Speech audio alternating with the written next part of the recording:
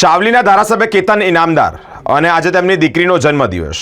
તેમની દીકરીના જન્મદિવસ અંતર્ગત ટીબી પેશન્ટોને પોષણ કીટનું વિતરણ કરવામાં આવ્યું છે. તમામ આરોગ્ય અધિકારીઓની ઉપસ્થિતિમાં જ પોષણ કીટનું વિતરણ કરવામાં આવ્યું છે.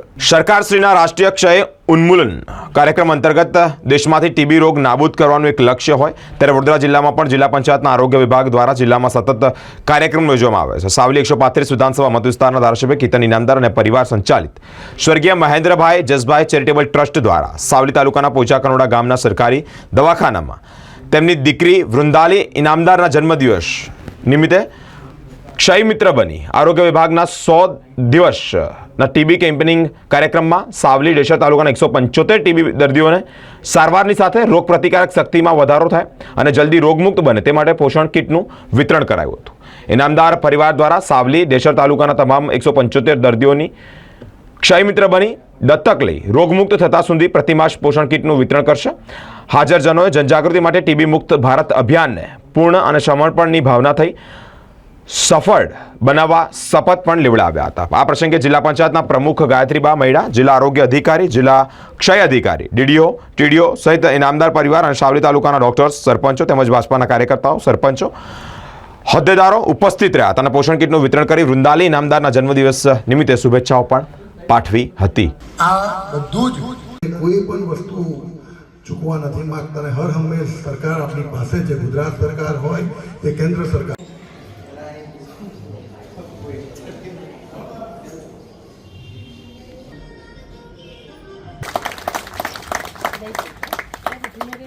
જોરદાર તાળીઓના ગડગડાટથી કાર્યક્રમને વધાવર કરીએ.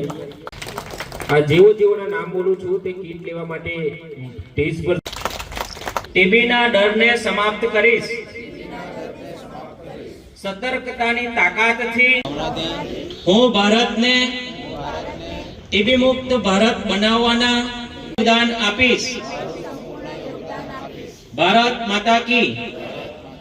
આપણા માનનીય વડાપ્રધાન નરેન્દ્રભાઈ મોદી સાહેબનું એક સપનું છે કે 2025માં ક્ષય રોગનું નિર્મૂલન કરવું.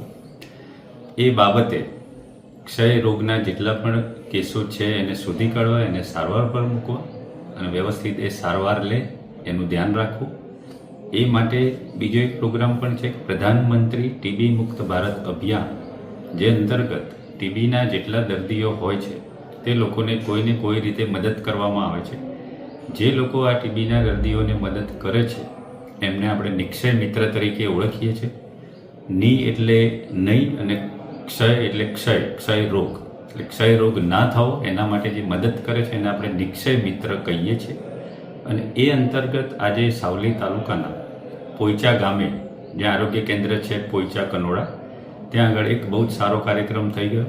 તેમાં પ્રધાનમંત્રી ટીબી મુક્ત ભારત અભિયાન અંતર્ગત આપણા સાવલીના લોકલાડીલા ધારાસભ્ય શ્રી કેતનભાઈ ઇનામદાર સાહેબે 175 દર્દીઓને દત્તક લીધા, જેથી સાવલી તાલુકો તેમજ ડેસર તાલુકાના બધા જ દર્દીઓને આવરી લઈ એ દર્દીઓને દર માસે ન્યુટ્રિશન કીટ આપવાનો પ્રોગ્રામ આજે અહીંયા પોઈચા ખાતે થયો.